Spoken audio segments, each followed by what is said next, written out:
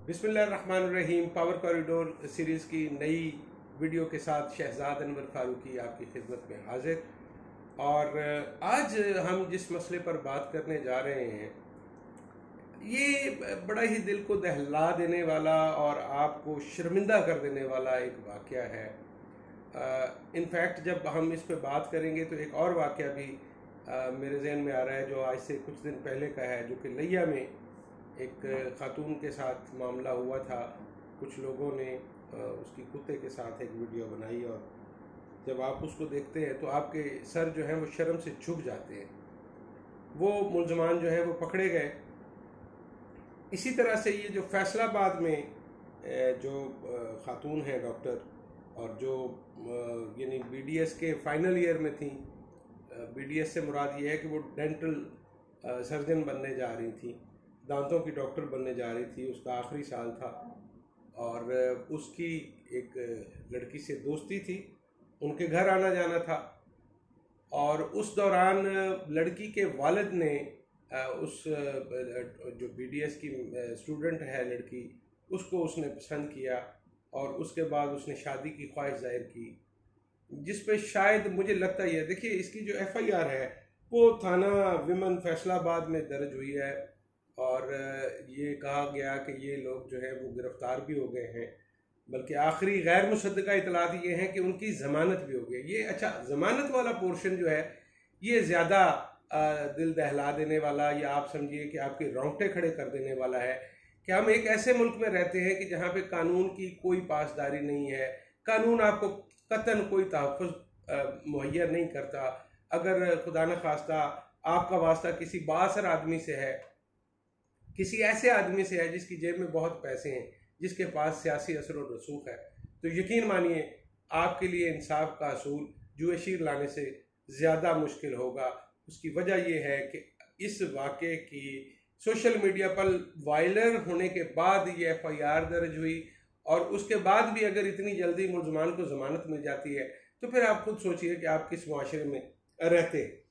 ये जो शेख दानिश और शेख अना अली का नाम लिया जा रहा है इस हवाले से, इसमें 10 लोग नामालूम हैं। इसकी एफआईआर जो सोशल मीडिया पर दस्तयाब है वो मैंने देखी है।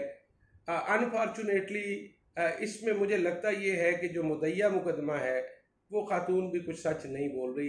ये बड़ी एक टिपिकल किस्म की एफआईआर है। मेरा मकसूद शेख दानिश को सपोर्ट करना या उसकी बेटी को सपोर्ट करना नहीं है। उन्होंने जो कुछ किया उसकी कोई जस्टिफिकेशन नहीं है। इससे घटिया तरीन हरकत नहीं हो सकती कि आप किसी बच्ची को इस तरह से ज़बरदस्ती पकड़ें और उसको मजबूर करें, मारे पीटें, उसके बाल काटें, उसकी तजलील करें और उससे जूते चटवाएं।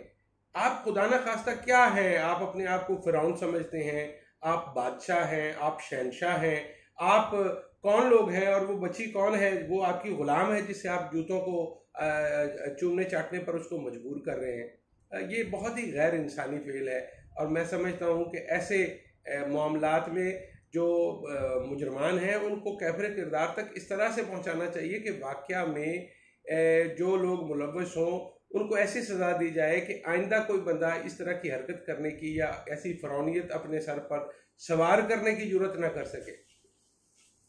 हमारा जो सोशल फाइबर है और हमारा जो कानून है ये मकड़ी का जाला है जिसमें ताकतवर तो निकल जाते हैं और कमज़ोर इसमें फंस जाते हैं।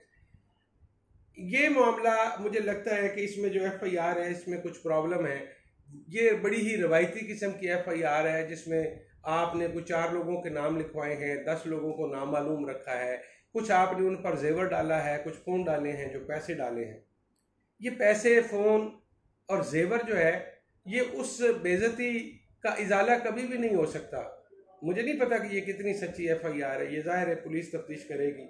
अगेन, अगर इसी पुलिस ने तफ्तीश करनी है जिस पुलिस की मैं और आप बात कर रहे हैं और जिससे मेरा और आपका रोज़ वास्ता पड़ता है, तो फिर इन्ना लिल्लाहि व इन्ना इलैहि राजिऊन। मुझे इस केस में से कुछ निकलता हुआ महसूस नहीं होता, लेकिन वो जो सलूक है उस बच्ची के साथ होने वाला, जिस तरह से उसकी तजलील की गई, आप यकीन कीजिए कि उसके बाद इस मुआशरे में मज़ीद रहने को दिल नहीं चाहता कि कोई भी आदमी, ख़्वाह वो कितना ही बाअसर क्यों ना हो, वो ऐसी हरकत करके फिर इस मुआशरे में कैसे दंदनाता हुआ फिर सकता है। उसके बारे में चूँकि ज़ाहिर है अब ये फैसलाबाद से मुतल्लिक वाक़या है तो उनके बारे में जो शेख दानिश साहब हैं, उनके बारे में ये कहा जा रहा है कि वो शायद इस वक्त हुकूमती जमात के एक बड़े अहम रहनुमा के दस्ते रास्त हैं और शायद उनको उस बात का भी फ़ायदा मिला है।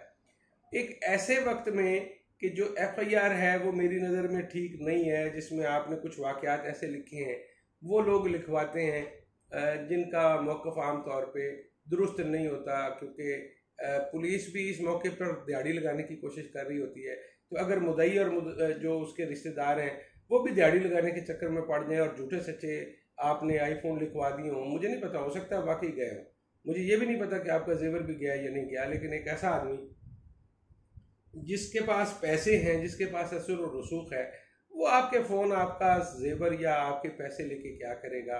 और फिर वो आपको उस वीडियो के अगेंस्ट आपसे वो 10 लाख रुपया क्यों मांगेगा? ये कुछ सवाल हैं जो मेरी अकल तस्लीम नहीं कर रही।